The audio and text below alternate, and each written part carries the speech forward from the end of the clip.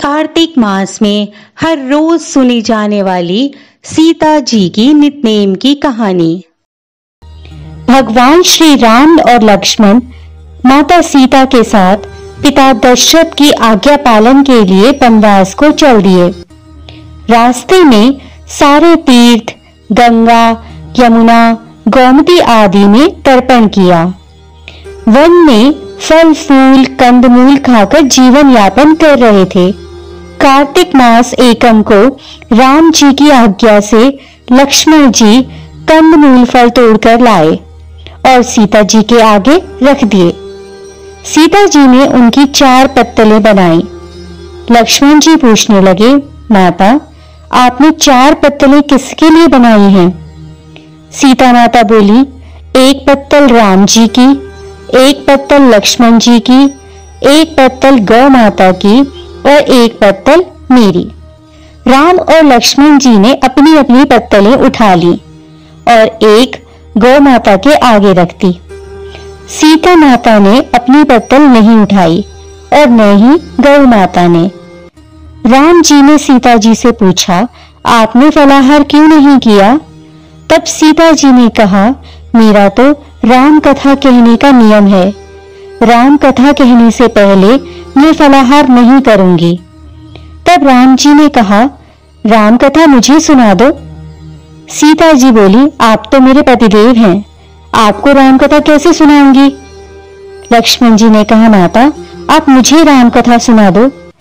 सीता जी बोली, आप तो मेरे देवर हैं, औरतों की बातें औरतें ही जानती हैं।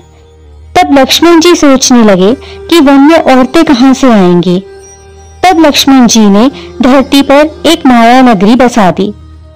उस नगरी में सभी चीजें जैसे महल, माल्या, कपड़ा, बर्तन, काम करने की सभी चीजें सोने की थीं। उस नगरी का नाम सोने की नगरी रख दिया। इस सोने की नगरी में आदमी और औरतों सभी को बहुत गर्व था। कोई भी व्यक्ति गरीब नहीं था। राजा से लेकर सफाई करने वाले तक गर्व में पागल थे। सीता जी कुएं पर गईं। वहां पनहारियां पानी भरने आई थीं। उनका मटका, झालर, ईंधनी सब चीजें सोने की थीं। सीता जी कुएं पर बैठी औरतों से राम राम बोली, पर किसी ने भी राम राम का जवाब नहीं दिया, क्योंकि वे सब तो गर्व में डूबी हुई थी। थोड़ी देर में एक दावड़ी आई। सीता जी ने उसे भी राम राम कहा और बोली, तुम मेरी राम कथा सुन लो। दावड़ी बोली, आपकी राम कथा मैं नहीं सुनती, मैं तो अपने घर को जा रही हूँ। सीता जी बोली, मेरे राम लक्ष्मण भूखे हैं। दावड़ी बोली, कौन से राम लक्ष्मण, मैं तो घर को जा रही हूँ, मुझे मेरी माँ बुला रही है। इतना कहकर दावड़ी अपने घर को चल दी। सीता जी को उस पर बड़ा क्रोध आया। पूरी सोने की नगरी पीतल की हो गई। दावड़ी की माँ ने पूछा, जेवर, मटका, ईंधनी सब खोटा कहां से कर लाई? दावड़ी ने कहा, मुझे नहीं पता, मैं तो जो पहने हुए थी वही लेकर आई हूँ। पर कुएं पे एक बहुत ही सुंदर सी तपस्विनी बैठी हुई थी। उसने कहा था कि मेरी राम कथा सुन लो, परंतु मैंने तो मना कर दिया। जिससे उसने कुछ टोटका कर दिया होगा तो पता नहीं मुझे। माँ बोली, जाओ और उसकी राम कथा सुनाओ। वो तपस्विनी नहीं है, वो तो सीता जी हैं। वापस जाओ, अपने घर में रिद्धि सिद्धि हो जाएगी। अपनी तो पूरी नगरी ही पीतल की हो गई है। दावड़ी बोली, मैं तो वापस नहीं जाऊंगी। इतने में बेटे की बहू वहां आ गई। उसने कहा, आपकी आज्ञा हो तो मैं सीता जी के दर्शन कराऊं मां, और राम कथा भी सुनाऊंगी। सासू बोली, जा बेटी, सीता जी की राम कथा सुनकर आना। गहना कपड़ा सब पीतल का ही पहन जा। बहू कुएं पर जाकर बैठ गई। खाली मटका पानी से भरती और फिर खाली कर देती। यह देखकर सीता जी बोली, तुम्हारे घर में कोई काम नहीं है क्या? बहू बोली, माता मैं तो सारा काम निपटा कर आई हूँ। तब सीता जी बोली, तूने मुझे माता कहा है, यह सुनकर मेरा मन हर्षित हो रहा है। अगर समय हो तो मेरी राम कथा सुन लो। बहू बोली, हाँ माता, आप राम कथा सुनाइए, आपकी राम कथा सुनकर ही मैं घर को जाऊंगी। सीता जी ने कहा, तूने मेरी इज्जत रखी, भगवान तेरी इज्जत रखेंगे। हमारी मृत्यु लोक में तूने सहायता की है, भगवान तेरी स्वर्ग लोक में सहायता करेंगे। सीता माता ने राम कथा कहनी शुरू कर दी और बहू राम कथा सुनने लगी।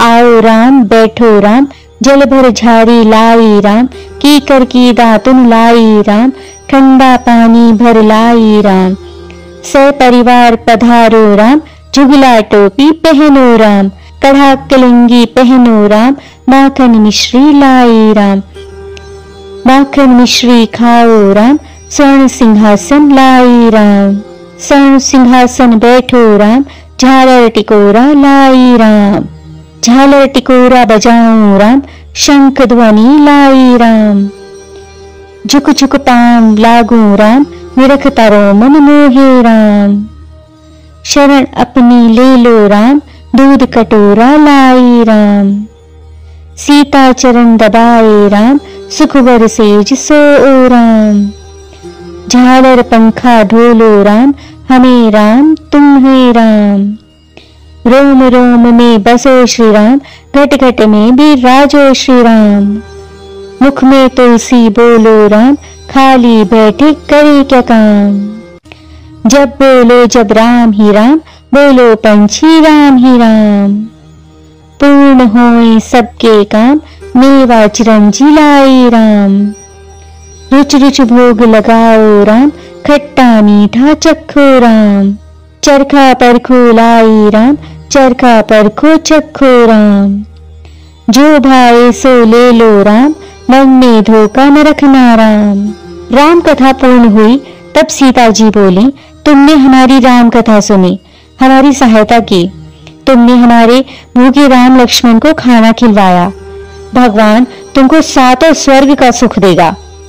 सीता माता का आशीर्वाद ले बहू अपने घर को जाने लगी तो सीता जी ने अपने गले का हार उतारकर बहू को पहना दिया। बहू अपने घर जाकर सासू जी से बोली, मेरा मटका सिर से उतारो।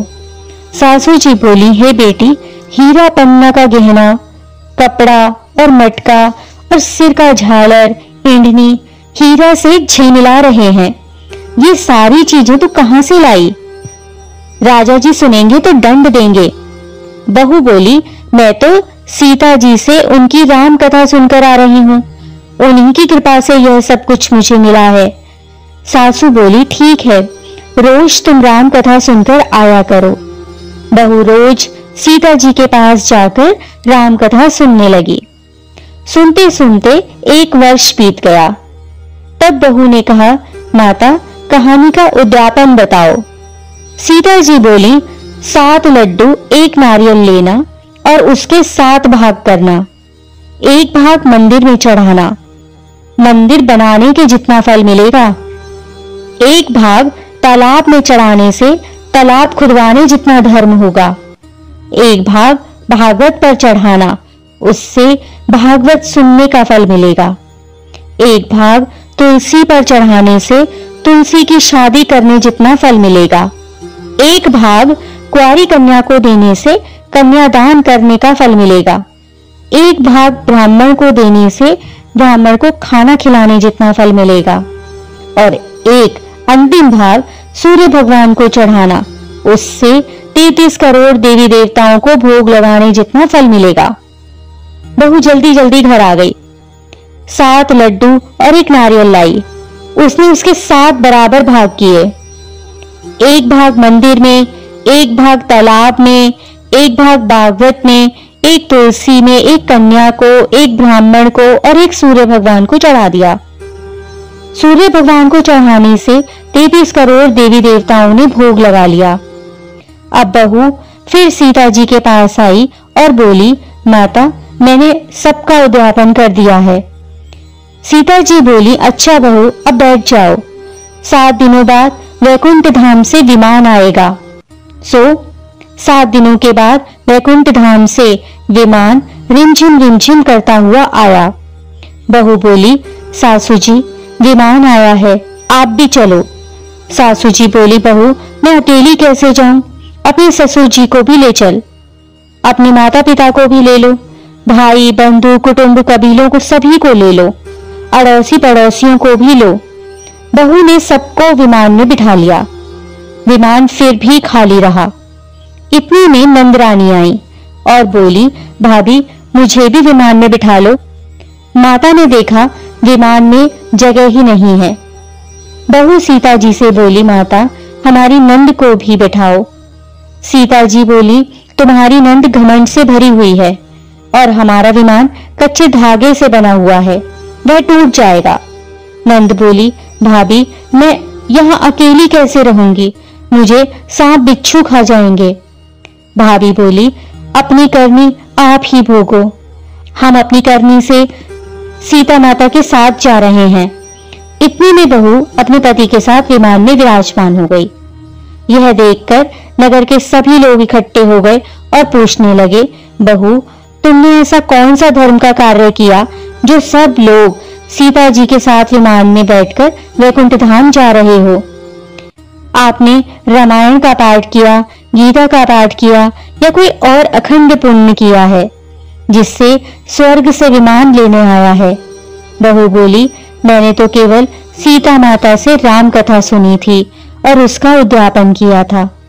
नगरी के लोग कहने लगे, बहू हमें भी राम कथा सुनाओ। बहू ने सबको राम कथा सुनाई। राम कथा संपूर्ण होते ही पूरी नगरी सोने की हो गई। सभी देवी देवता सीता माता की जय जयकार करने लगे।